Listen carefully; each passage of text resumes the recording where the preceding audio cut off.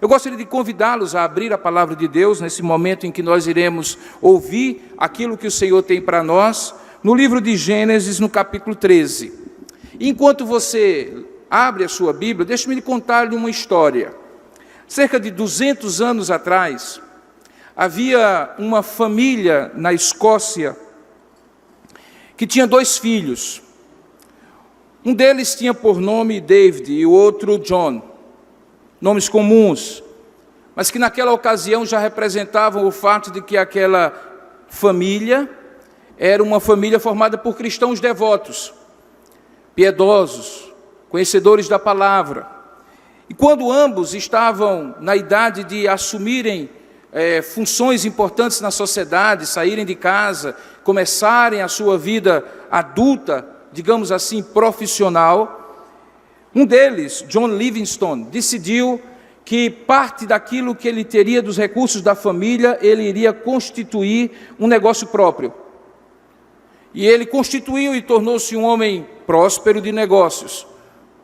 No entanto, 200 anos depois, se você hoje consultar a Enciclopédia Britânica, por exemplo, você vai ver que sobre John Livingstone, a única frase que lá está é: ele foi irmão de David Livingstone.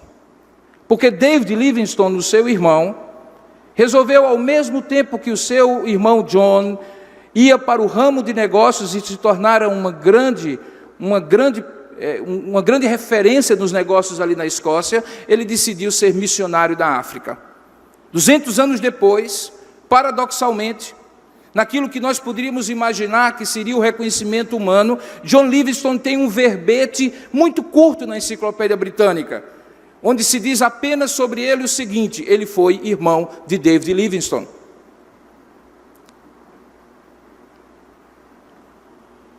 Na Bíblia, nesse texto em particular, há uma história semelhante de 2 homens que fizeram 2 escolhas.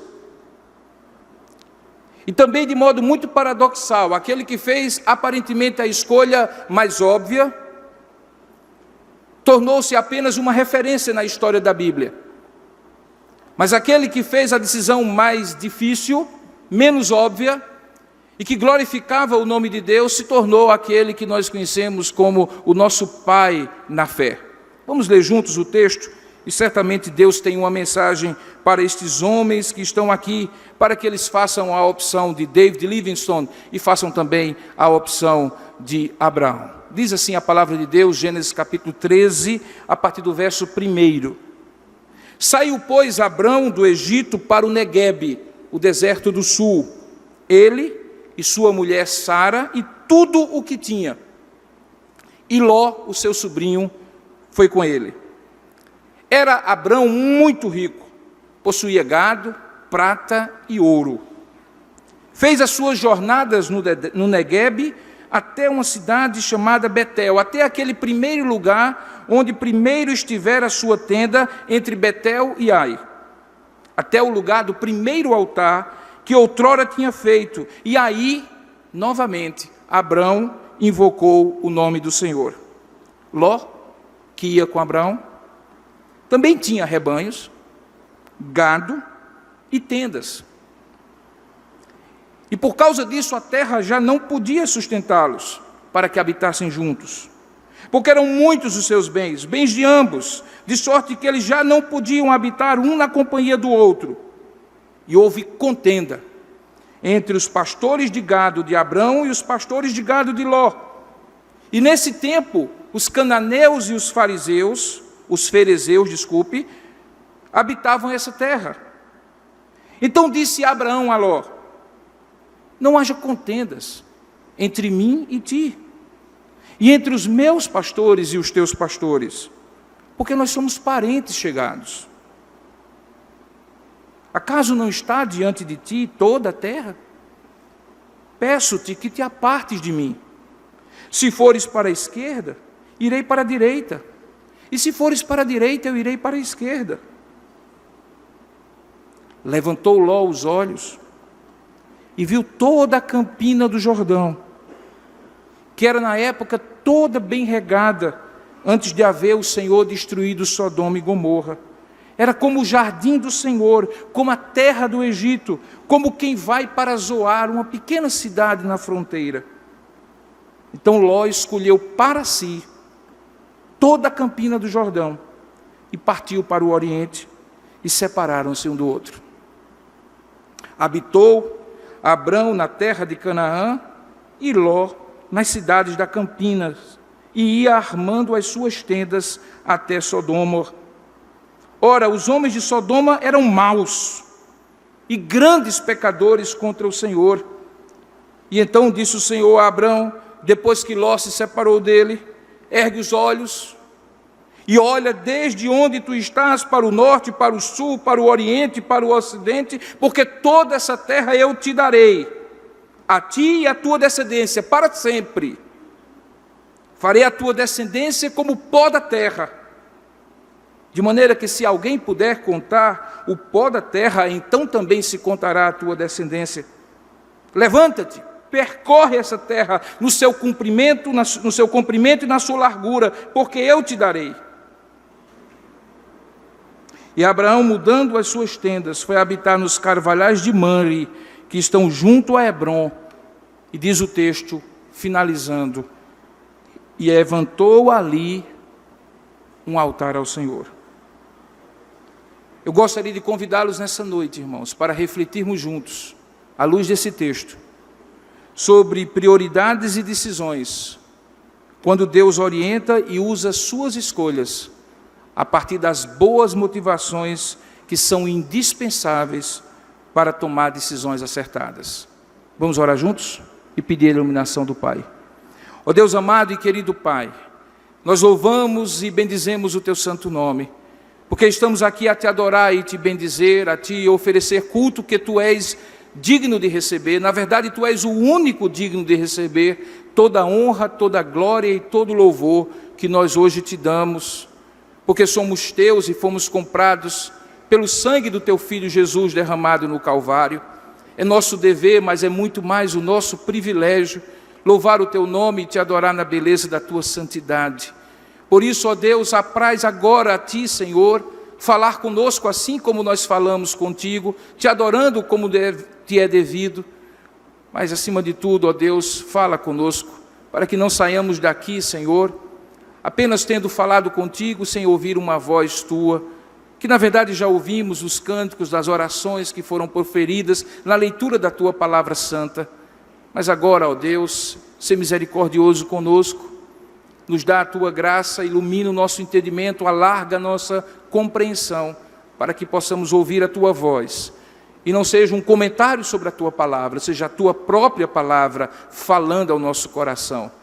É o que nós oramos juntos, ó Pai, em nome e para a glória de Jesus.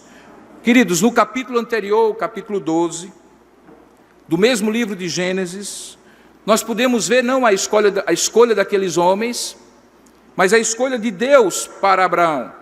Isso já nos ajuda a entender que toda escolha humana é decorrente da escolha divina. E essa escolha divina de Deus, obviamente a Abraão e não de Abraão a Deus, resultou que aquele ex-comerciante de ídolos da Caldeia saísse da sua casa, porque ouvira a voz de Deus dizendo: sai da tua casa, da tua parentela e vai para uma terra que eu te mostrarei, uma terra prometida que Deus lhe daria, mesmo que ele não dissesse antecipadamente onde seria e como seria o caminho até lá. A vida de Abraão, a partir daí, é cheia de altos e baixos, nós conhecemos. Ela não é perfeita, sem dúvida alguma. Abraão é um dos tipos de Cristo, logo ele não poderia ser perfeito, porque perfeito é aquele que disse um dia antes de Abraão: eu sou. Mas é claro e notório que Abraão vai progressivamente sendo santificado por Deus. Os comportamentos dele vão sendo afetados pela presença da graça de Deus santificadora. Os propósitos de vida, as escolhas dele, os sentimentos e as emoções. Mas é quando Deus desce ao mais profundo do coração de Abraão, naquilo que nós chamamos de motivações, os motivos que nos fazem fazer todas as coisas, que motivam as nossas ações, é justamente ali que Deus faz a obra mais profunda e transformadora, porque mais do que comportamentos, palavras e sentimentos, Deus está em busca das nossas motivações. E é lá que a grande e profunda obra de Deus e da sua graça se realiza de maneira cabal e eterna. Obviamente que quando falamos de motivação, é possível que passe na cabeça de algum dos irmãos aqui que nós estaremos falando de motivação como aquelas palestras motivacionais que hoje campeiam no Brasil inteiro, uma espécie de autoajuda. Na verdade, não é disso que nós estamos falando, irmãos, mas é fato que motivação é aquela dimensão interna do ser humano que cada um de nós, obviamente, tem e que direciona e impulsiona atitudes, pensamentos, palavras e decisões. Todos nós somos seres motivados. A grande questão é motivados pelo quê? Por quê? Por quem? Para quê? Motivações podem ser muito fortes, com destinos e propósitos equivocados. E de pouco adiantará ser muito forte se errar o alvo.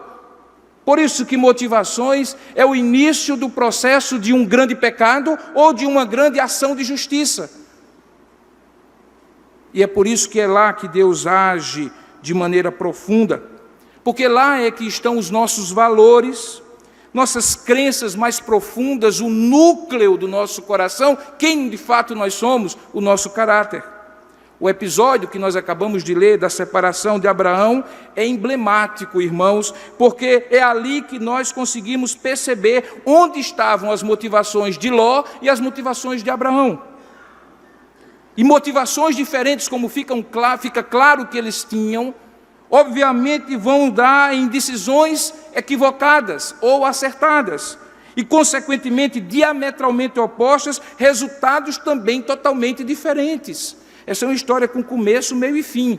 O fim, no entanto, não é aqui, mas o fim já se prevê quando as decisões de Ló e de Abraão são tomadas nesse capítulo. Ló é o único nome do parente ou de parente, além de Sara, obviamente a mulher de Abraão, que é mencionada na saída de Abraão de Ur dos Caldeus. Ele é o filho do irmão mais novo de Abraão, Arã, e possivelmente juntou-se justamente a Abraão quando ele passou pela cidade, que tem o mesmo nome, e de onde vêm os arameus, que também algumas vezes na história moderna são confundidos com os hebreus, com os judeus. Ainda hoje existe uma pátria dos arameus, que não são um estado, mas são uma etnia. Apesar de toda a história que a Bíblia conta de Ló ocupar menos de 13 versículos, no entanto, quando ela conta a história de Abraão, fica muito claro que Ló é um personagem importante, não pelo tamanho da sua história, mas pelo contraponto que ele faz e que nos permite ver o vulto que Abraão tem, a dimensão que Abraão tem, não naquilo que ele realiza, mas na motivação mais profunda da sua decisão. Veja que o conflito narrado, e se você voltar os olhos para a sua Bíblia, você vai acompanhando melhor, no capítulo 13 de Gênesis, mistura riqueza e escassez. Eu já vi muita gente brigar por falta de dinheiro, mas aqui nós temos um exemplo de gente que briga porque tem dinheiro demais. Eu nunca passei por esse tipo de briga. Se você passou, por favor, me conte como é, para que eu pelo menos saiba como é brigar porque tem dinheiro demais. Aqui eles brigaram porque tinham dinheiro demais. Talvez não em espécie, mas naquilo que eles tinham como nômades, e que como nômades constituem a riqueza deles. Veja a descrição, diz que eles eram ricos em gado, prata e tendas, ou gado, prata e ouro.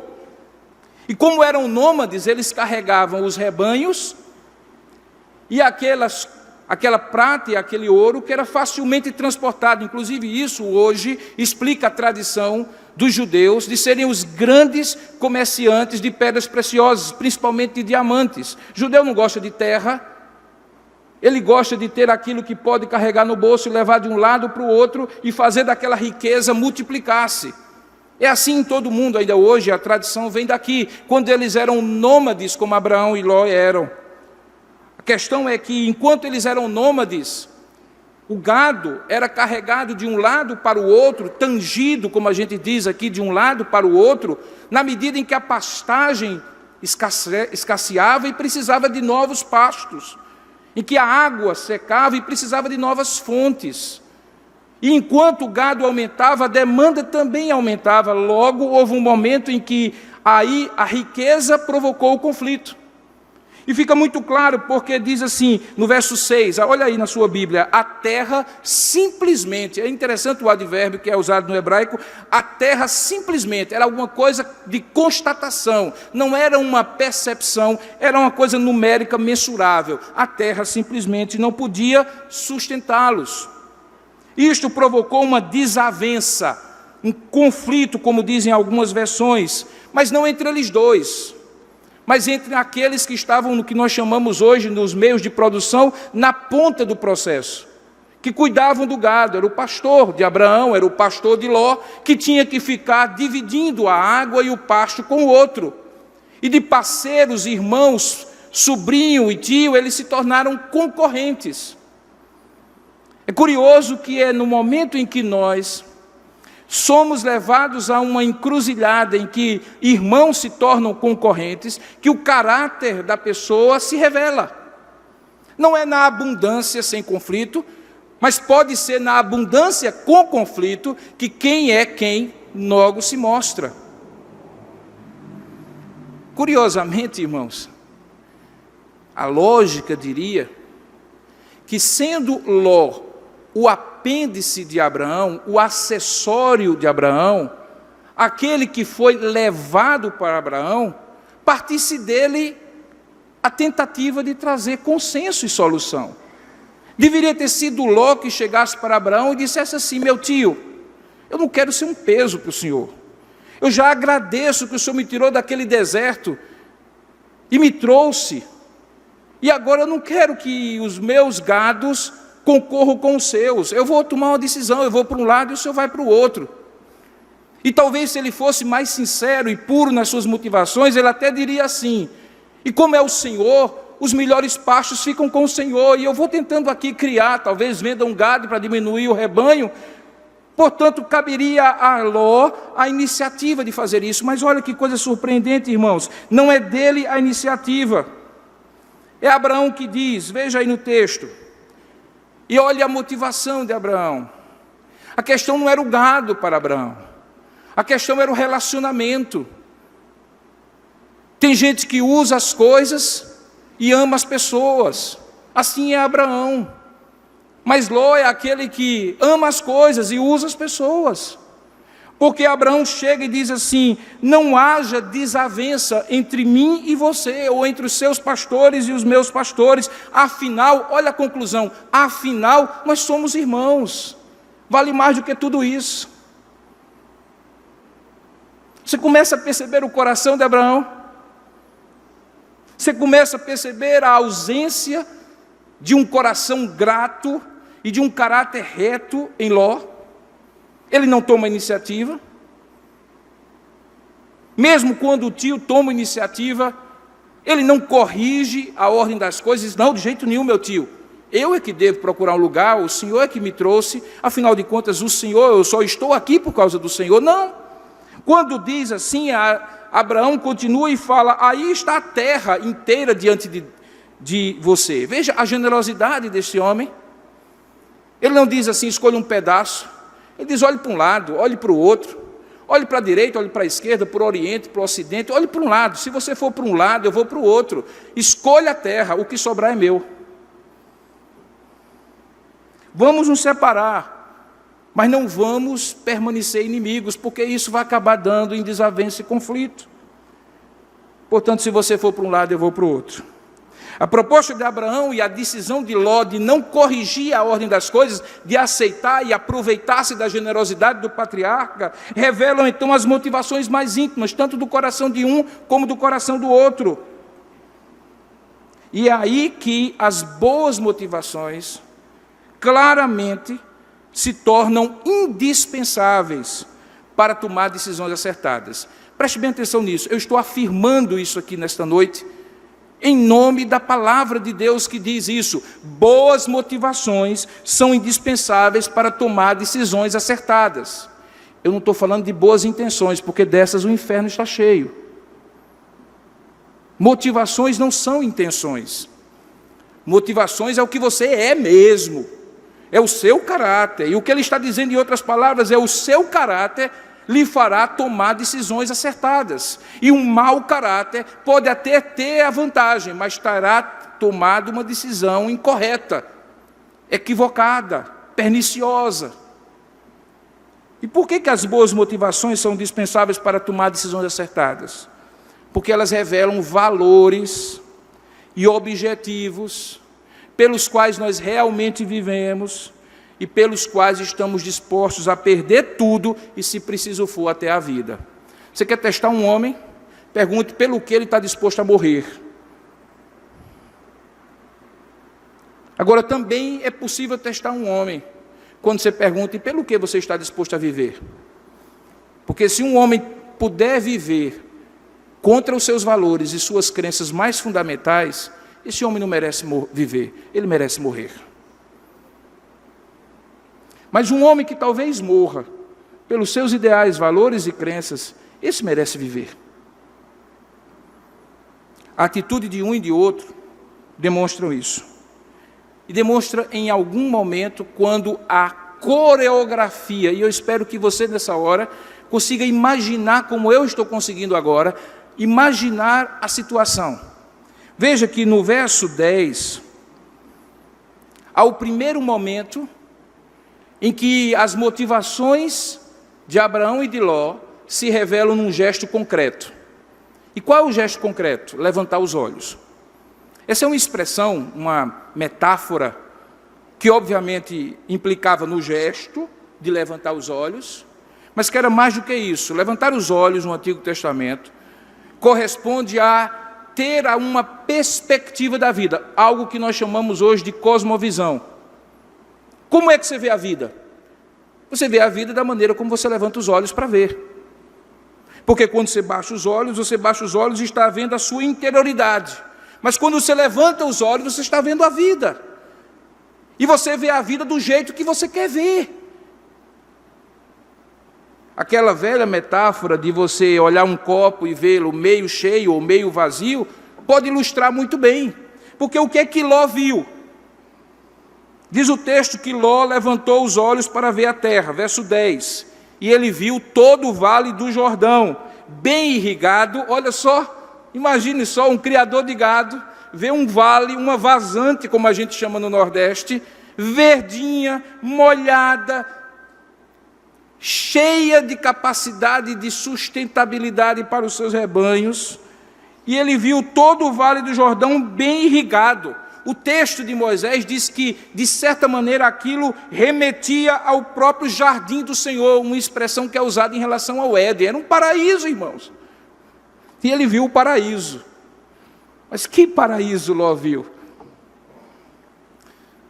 Diz o texto que ele parecia, e veja, eles tinham ali passado, ou iriam passar pelo Egito, melhor dizendo, e ali eles também iriam ver uma outra vale alagado, delta do Nilo, que ainda hoje é um delta fértil. E diz o texto que o que Ló viu determinou a sua escolha, irmãos. Ló escolheu todo o vale do Jordão e partiu em direção ao leste, e assim os dois se separaram. O que Ló não viu, ou não preferiu ver, foi que à medida em que ele fosse afastando as suas tendas, ele se aproximaria de duas cidades. E essas duas cidades tinham um nome que hoje tem um peso muito grande, Sodoma e Gomorra. Na época não, porque elas não tinham sido destruídas ainda. Pareciam boas cidades. Ideais, aglomerados urbanos onde havia profundo comércio, e que obviamente faria um produtor rural vender os seus produtos, trocar os seus produtos e enriquecer ainda mais. Tudo perfeito. Ló viu, e aquilo que ele viu determinou a sua escolha. Ló escolheu, os dois se separaram, porém Ló preferiu, irmãos, e eu sou muito responsável ao dizer isso, Ló preferiu não ver o que estava óbvio por ali. Por quê? Porque o próprio texto diz que naquela época os habitantes de Sodoma e Gomorra já eram homens perversos e pecadores contra o Senhor. Na verdade, tem um advérbio aqui de intensidade que diz extremamente perversos e pecadores contra o Senhor. Portanto, a fama de Sodoma e Gomorra poderia ser percebida por Ló se ele visse o que ele não viu, ou que ele tivesse deixado de ver o que ele deveria ter visto. Que a prosperidade dos seus rebanhos não valia o risco da ruína da sua espiritualidade e da sua família. E é aí que as boas motivações determinam boas escolhas ou não. Mas há um outro momento, não de Ló, mas de Abraão, em que Abraão também levanta os olhos. Veja no verso, logo a seguir, que não por iniciativa própria, no primeiro texto, verso 10, diz que Ló, levantou os olhos porque quis ver. Obviamente que Abraão mandou ele escolher, então ele levantou os olhos e viu com o seu olhar humano, mas veja que quando se fala de Abraão, diz que foi Deus que mandou ele levantar os olhos. E quando Deus nos manda ou nos orienta a ver a vida com o olhar dele, nós vemos aquilo que Ló não vê. E, consequentemente, fazemos escolhas que Ló não faz. Quando nós dizemos que precisamos ter, numa linguagem mais teológica, uma cosmovisão teorreferente, é ver a vida com os olhos de Deus. É ver a vida como Deus vê, como Deus viria em cada circunstância. Alguns dizem que inteligência é você saber as coisas, que a habilidade é você saber como fazer aquilo que você sabe. Mas há uma palavra que falta aos homens naturais, que se chama sabedoria. Sabedoria não é somente saber, e não somente saber fazer. Sabedoria é saber fazer e saber o que é feito segundo o temor do Senhor. Não é à toa que a Bíblia diz que o temor do Senhor é o princípio da sabedoria. Esse temor havia no coração de Abraão, ele era um homem obediente.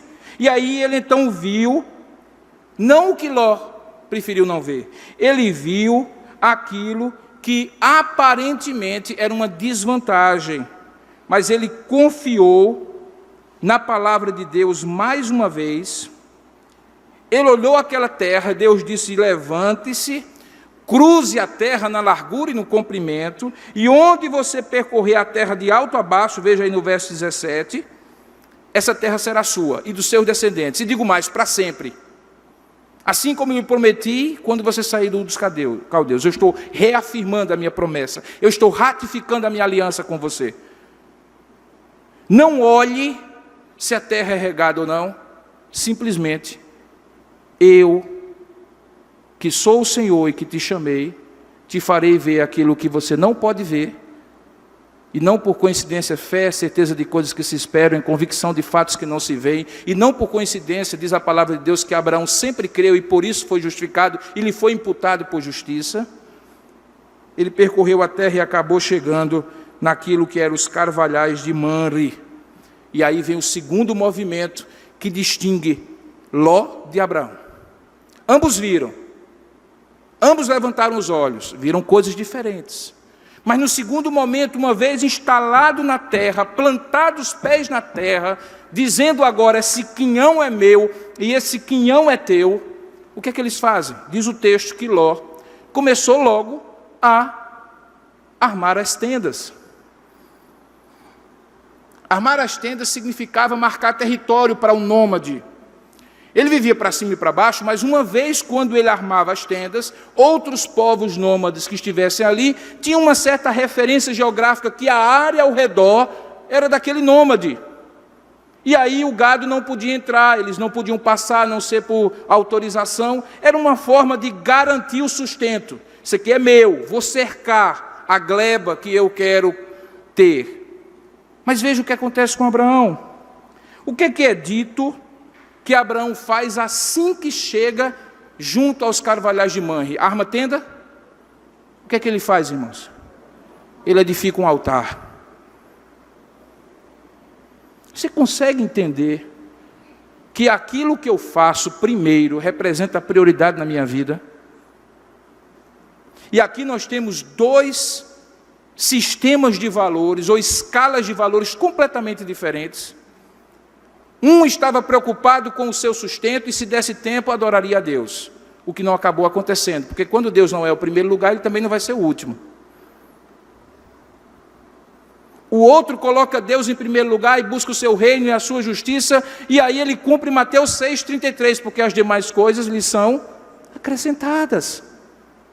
Ele edifica um altar, e diz o texto que ele adora o Senhor. Ele vê, ele decide, ele adora. Diferentemente de Ló. Claro, irmãos, qualquer um de nós aqui poderia dizer, mas, espera aí, reverendo, Ló não tinha conhecimento de todas as implicações da sua decisão. Irmãos, e quem é que tem? Quando nós tomamos decisões na vida, nós temos conhecimento de todas as implicações? Uma análise de risco científica, cartesiana, tem no máximo uma provisão estatística de chegar próxima da garantia. Mas ninguém toma decisão sabendo que garantidamente vai acontecer isso, isso e isso. Existe o imponderável, o imprevisto, aquilo que eu não controlo, o incontrolável. Ló sabia disso, Abraão também. Mas o que determina a escolha? Fé, confiança.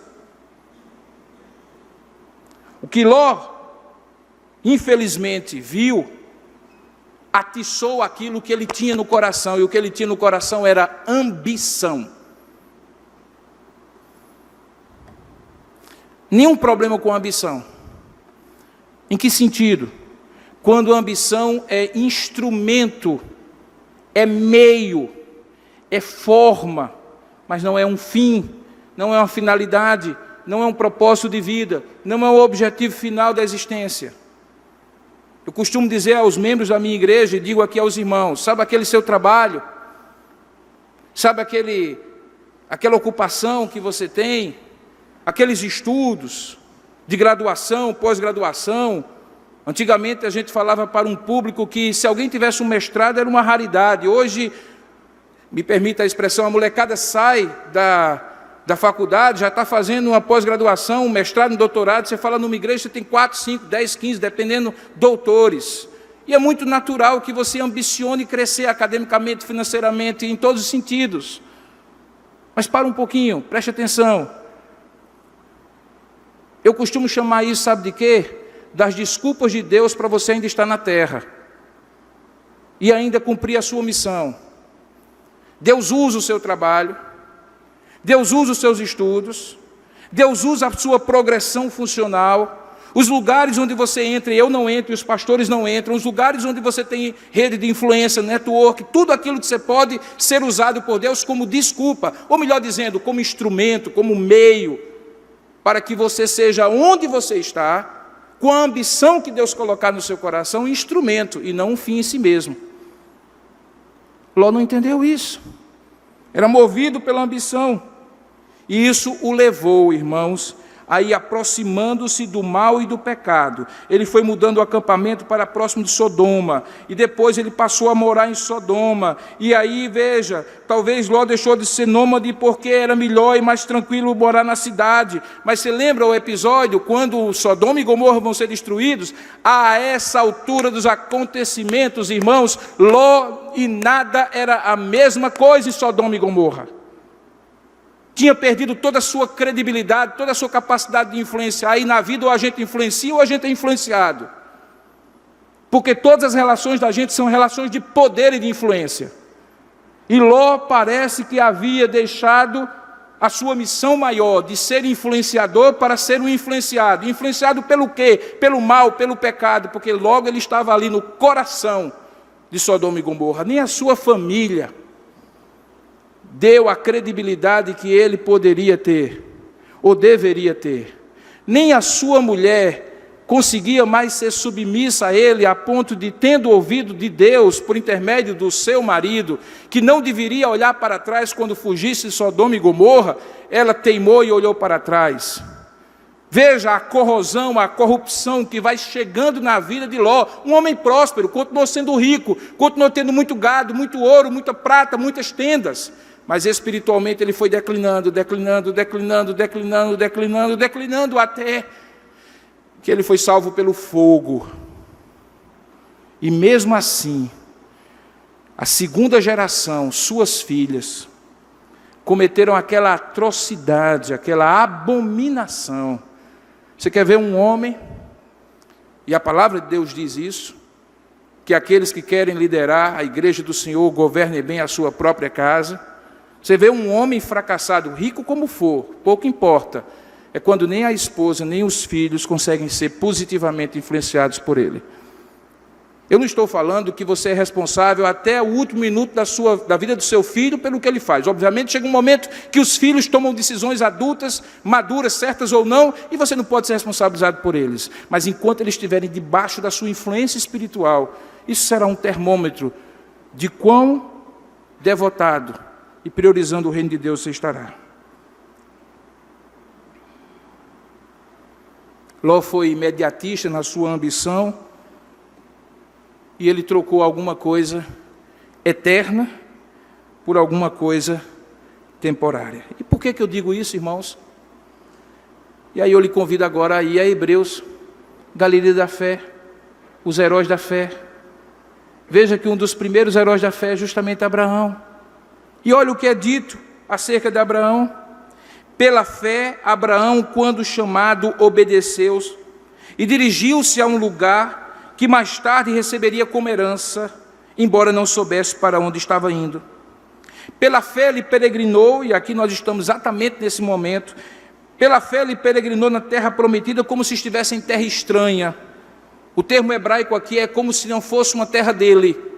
Possivelmente o escritor aos Hebreus estava nesse momento visualizando aquele momento, em que apesar de Deus ter prometido a ele que a terra era dele, o sobrinho ficou com a melhor parte, e de fato quem eram os habitantes daquela terra eram os ferezeus e os cananeus. Palavra estranha aqui significa aquilo que não lhe pertence, em todo o sentido pleno da palavra. E ele diz que enquanto ele estava peregrinando na terra prometida, como se tivesse terra estranha, ele viveu em tendas, bem como Isaac e Jacó, e ele fala um pouquinho mais na frente, co-herdeiros da mesma promessa. E olhe, veja qual era o motivo, porque pela fé Abraão fazia tudo isso, irmãos. Diz assim, olhe bem, preste bem atenção aqui, olhe aqui, pois ele esperava a cidade que tem alicerces, cujo arquiteto e edificador é Deus. Glória a Deus por isso. Ele esperava não o imediato, nem aquilo que a ambição dele podia ver, ele esperava a eternidade. E aí eu me lembro de C.S. Lewis quando diz que tudo aquilo que não é eterno é eternamente inútil. E talvez essa frase seja o resumo da vida de Ló. Tudo que não é eterno, meu irmão, é eternamente inútil. Usufrua, tenha, possua, use, enquanto vida você tiver, mas faça de tudo isso um meio para o que é eterno, para que o seu tesouro não esteja aqui e agora, porque nu chegamos na terra e nu sairemos da terra.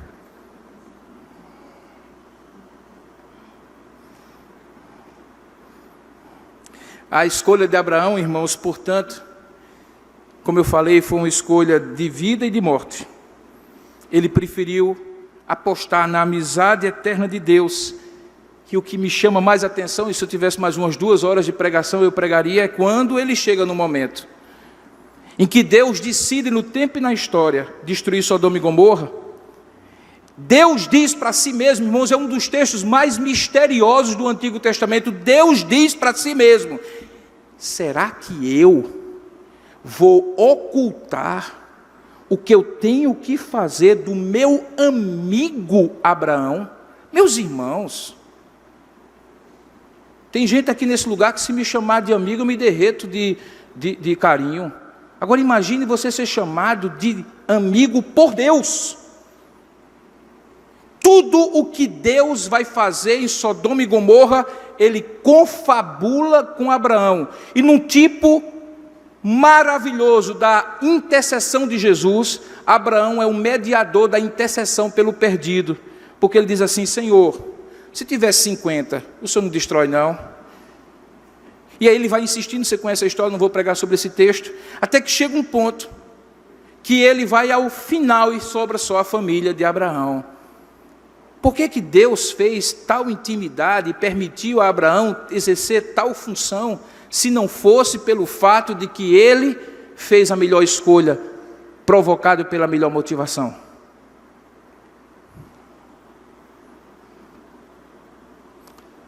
No início dessa mensagem, eu falei de dois irmãos, lembram? John e David Livingstone. Talvez quando eu falei de John e David, você não imaginou que eles eram os famosos irmãos Livingstone. Mas todo mundo aqui que ama missões, que já leu alguma biografia de missões, lembra de David Livingstone? O homem da África.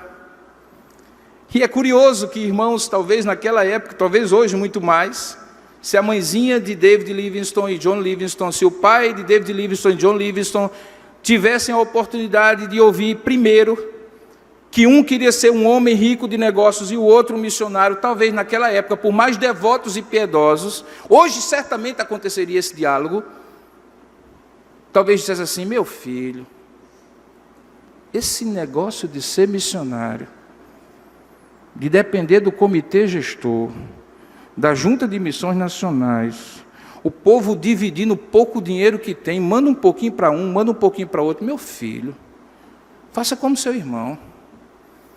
Seja um homem próximo, né? Invista em missões, seja rico e invista em missões. Não precisa ir para o campo.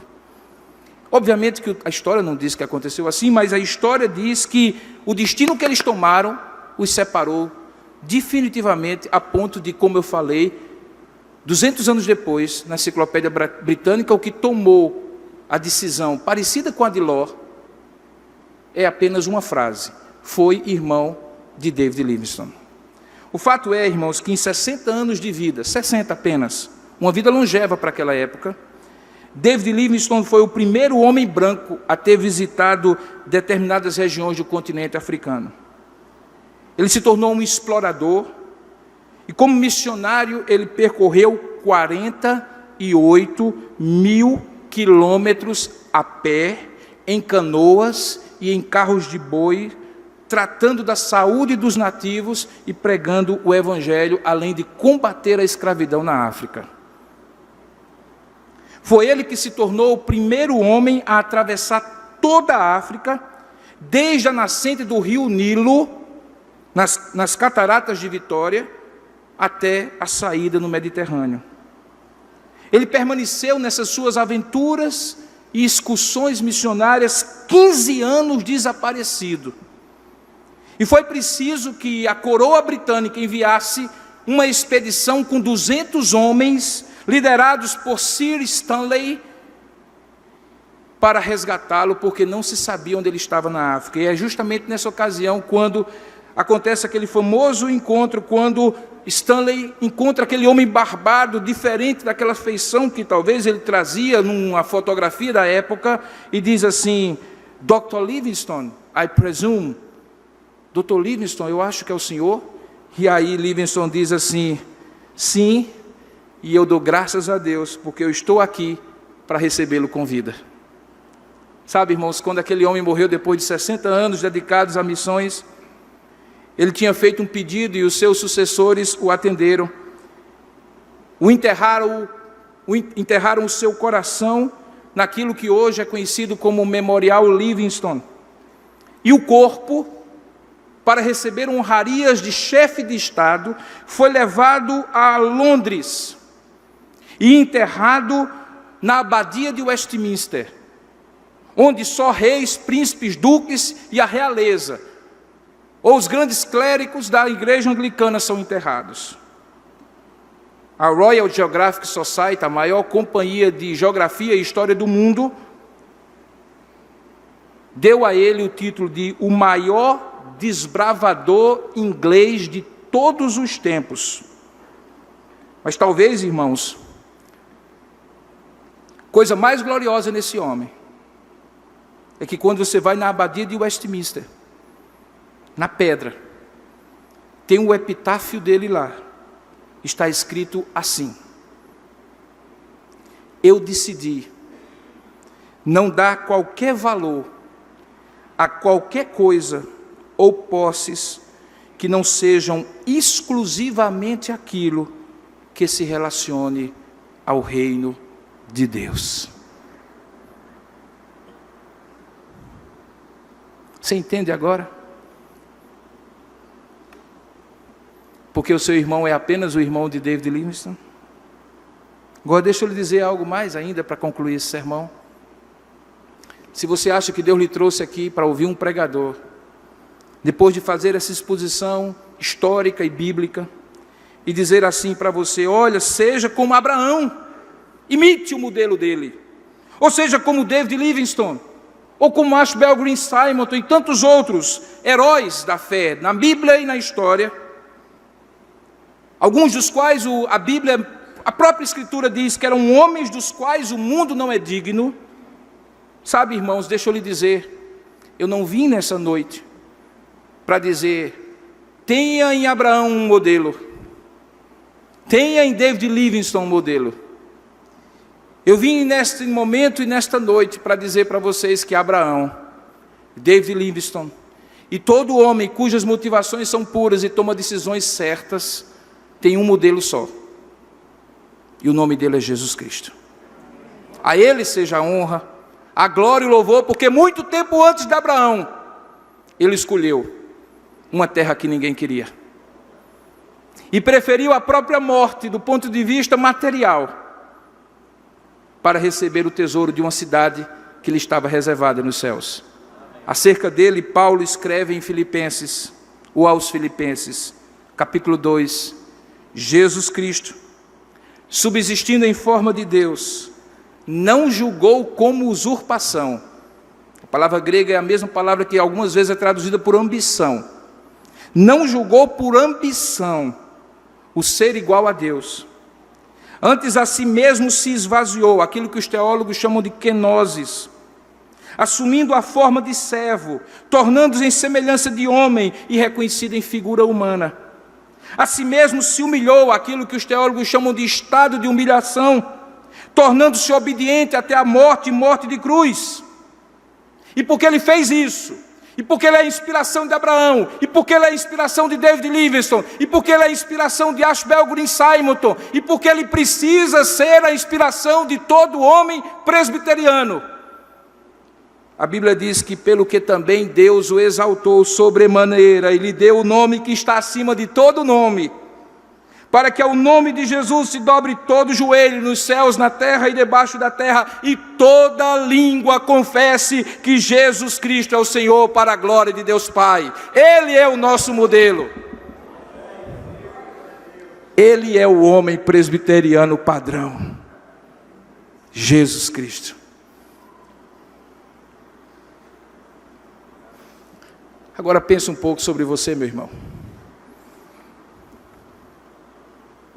De que forma suas escolhas estão sendo tomadas? São baseadas em quê?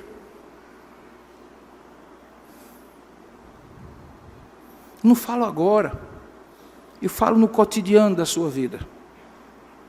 Elas se baseiam na motivação da confiança em Deus, o Deus que você não vê, mas crê, ou na visão de possibilidades muito prósperas, de vantagens, sejam elas quais forem, que você consegue antever com os olhos carnais. Será que o nosso medo e covardia de decidir, mesmo quando essa decisão parece ser uma renúncia insuportável, ou um caminho não ideal, será que esse medo e essa covardia não tem outro nome? Chamado incredulidade, falta de confiança no Deus que prometeu e é fiel para cumprir na sua vida? Será que suas decisões não são inspiradas nas decisões de Ló, em vez de serem inspiradas nas decisões de Abraão? Será que suas decisões não estão se tornando cada vez mais imediatistas, ambiciosas, egoístas e carnais? Você está disposto nessa noite a rever conceitos e dizer assim: Senhor, eu quero ser um homem que confia no Senhor como o arrimo da minha sorte, porque Tu és a minha luz e a minha salvação. O que é que pode me fazer o homem?